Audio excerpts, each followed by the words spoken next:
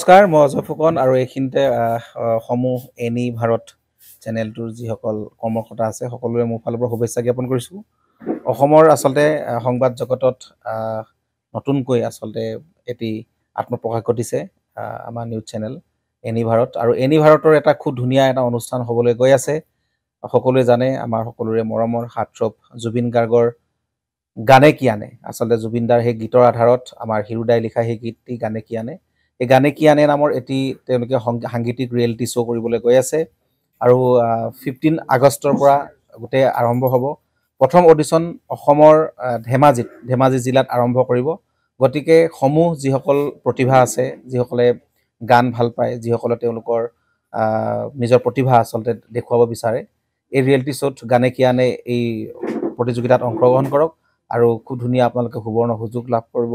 লগতে ইয়াতে পুৰস্কাৰ আছেই বিভিন্ন ধৰণৰ উপহাৰো আপোনালোকে লাভ কৰিব আৰু লগতে এগৰাকী প্ৰতিষ্ঠিত আচলতে এগৰাকী শিল্পী হিচাপে অসমৰ সাংস্কৃতিক জগত আপোনালোক প্ৰতিষ্ঠা লাভ কৰিব। গতিকে গোটেই অনুষ্ঠানটোলৈ মোৰ ফালৰ পৰা শুভকামনা থাকিল আৰু লগতে এই অনুষ্ঠানটোত আপোনালোকে অংশগ্ৰহণ কৰিব। আমিও আছোঁ আৰু সকলোকে আমি লগ পাম। ধন্যবাদ।